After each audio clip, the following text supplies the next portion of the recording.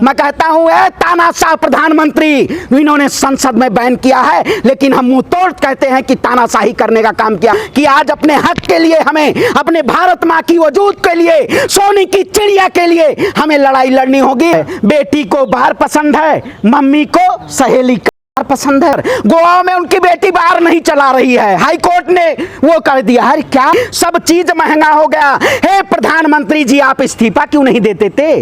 आप तो बहुत बड़े फकीर हैं। अरे फकीर का काम है देश की जनता के लिए, अगर देश की जनता भूखी हो तो उसके हाथ से निवाला नहीं छीनना चाहिए। अरे और क्या भैया बताइए, गुलाम नहीं बना दिया जंजीर में। 5G में आपने देखा, जो 2G में स्पेक्ट्रम घोटाला हुआ था 1.76 मिलियन का, आज 1.5 ट्रिलियन में देख रहे हैं। अडानी को, एयरटेल को और इनको नीलामी की जा रही है। अरे क्या बताए, वाह रे मोदी जी वाह। अरे हम घर घर तिरंगा, हम तिरंगे के लिए जान देते हैं, लेकिन भारतीय जनता पार्टी तिरंगा को व्यापार बनाती है, धर्म को व्यापार बनाती है। हिंदू मुसलमान के नाम पे, पाखंडवाद और अंधविश्वास के नाम पे जनता पसंद कर रही है कि ईवीएम के द्वारा सरकार बनाई जा रही है।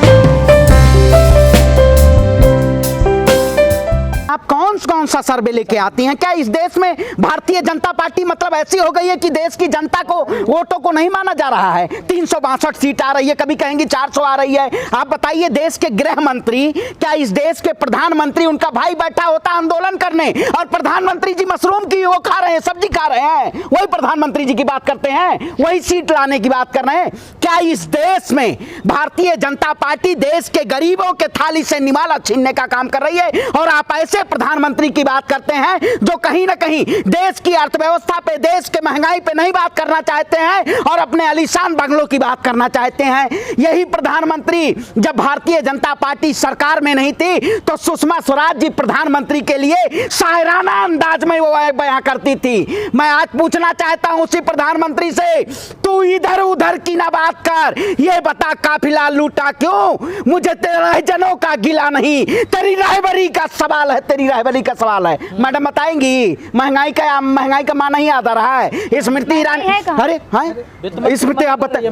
अरे भाई, वित्त मंत्री जब पढ़ा लिखा बैठाएंगे तब तो पता चलेगा देश की अर्थव्यवस्था क्या है। आज जी से पढ़ी हुई है, अरे JNU से पढ़ी हुई। आप बताइए अर्थव्यवस्था का आता है उनको, GDP कैसे कैलकुलेट की जाती है। लेकिन कहीं ना कहीं इस देश में, आप बताइए, इससे पहले उनको कोई और मंत्रालय मिला था ना, उसके बाद वित्त मंत्रालय मिला है। तो ये लोग कहीं ना कहीं, सरकार इस देश की जनता के साथ, देश की आवाम के साथ ये जुल्म कर रही है। और ये वही लोग हैं जो कहते थे पूर्व प्रधानमंत्री के बारे में कि अगर देश का रुपया गिर जाता है तो प्रधानमंत्री की प्रतिष्ठा गिर जाती है। आज कहां ऐसे प्रधानमंत्री की प्रतिष्ठा है?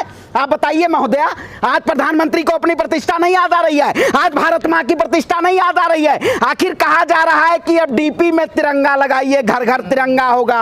अरे हम घर घर तिरंगा, हम तिरंगे के लिए जान देते हैं, लेकिन भारतीय जनता पार्टी तिरंगा को व्यापार बनाती है, धर्म को व्यापार बनाती है। क्या ऐसे भारतीय जनता पार्टी के शासनकाल के लोग, क्या आज घर घर तिरंगे के नाम पे, राष्ट्रवाद के नाम पे, जर्मन भी एक समय ऐसे हुआ करता था कि राष्ट्रवाद के नाम पे उन्होंने देश की जनता को कंगाल करने का काम किया था। आज वही हाल भारत का होने वाला है कि कहीं ना कहीं अंधभक्त को जब मलाई नहीं मिलेगी, नागपुर की अफीम नहीं मिलेगी, तब पगलाए फिरेंगे, क्योंकि नशा जब नहीं मिलता है तब मिर्गी आने लगती है। वही हाल इस सरकार का होने वाला है। अफीम क्या है? क्या नया वर्ड लाना? अरे भाई, नागपुर की अफीम नहीं जानते हो? एक धर्म का मसाला दिया जाता है, आप चाटते रहिए जब तक नशा आपको उतारा नहीं धर्म का। हिंदू मुसलमान करते रहिए, हिंदू मुसलमान।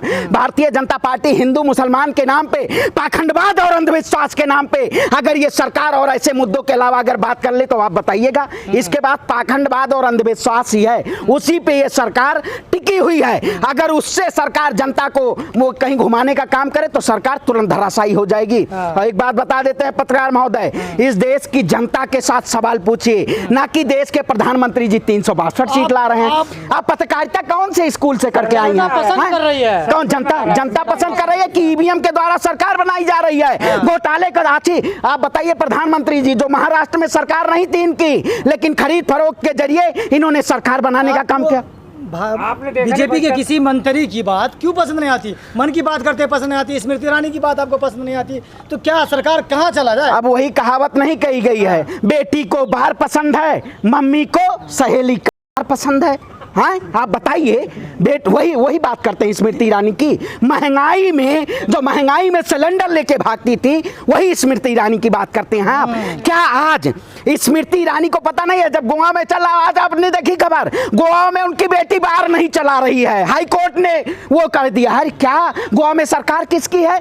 आखिर आप बताइए कैसे कैसे खबरें आ रही हैं इस देश में। क्या वाकई में इस देश के लोकतंत्र में, इस देश की जनता के जनतंत्र की बात होनी चाहिए? कह रहे हैं कि लोग बदनाम कर रहे हैं गौरक्षक बीजेपी करने वाले, कहां से? आप बताइए, सड़कों पे जाके देखिए कौन से गौरक्षा के नाम पे ये सरकार बात करती है। ये सरकार देखिए किस बात पे बात करती है। सरकार धर्म के नाम पे इस देश की जनता को गुमराह कर। आप बताइए घोटाला किस किस नाम से हुआ? गौरक्षा के नाम से, नमामि गंगे के नाम पे, राम मंदिर के नाम पे। ये सरकार धर्म के नाम पे घोटाले करती है। आप बताइए, अभी आपको कह दिया जाए अरे भगवान राम ना बोलिए, क्या राम आस्था का प्रतीक है या राम को ढिंढोरा पीटेंगे हम, राम को व्यापार बनाएंगे, अपने धर्म को व्यापार? अभी आपने देखा होगा उत्तर प्रदेश के एक मंत्री का, और इससे पहले आपने देखा होगा जिस तरह से बीजेपी के नेता बैठ के क्या चला रहे हैं, बार चला रहे हैं, उसके बाद वो क्या जिस्म फरोशी का धंधा चला रहे हैं, और इससे पहले बंगाल में देखा होगा ड्रग्स का। क्या भारतीय जनता पार्टी क्या करना चाहती है? इस देश के युवाओं को रोजगार न देने की बजाय ये कहीं ना कहीं इस देश के युवाओं को केवल वही ढपली देना चाहती है मोदी। भ्रष्टाचार मिटा रहे, ईडी की छापे पड़ रही है। अरे ईडी लिखा जा रहा है, समझ रहे हैं? अच्छा ईडी तो काहे नहीं जा रहा है? ईडी बीजेपी के नेताओं के पीछे ईडी लग जाए, मतलब बीजेपी के भारत में दो ही संस्था काम कर रही है, एक बीजेपी पार्टी और एक ईडी काम कर रही है। अच्छा, भारतीय जनता पार्टी, भारत जलाओ पार्टी, ये भारत का सर्वनाश की। जीएसटी के नाम पे आप बताइए, वो आ रहा है, क्या बोल रहे हैं, हमारी जन्माष्टमी आ रही, कृष्ण जन्माष्टमी, अब उसमें दूध भी महंगा हो गया, दही भी महंगी हो गई, सब चीज महंगा हो गया। हे प्रधानमंत्री जी, आप इस्तीफा क्यों नहीं देते थे?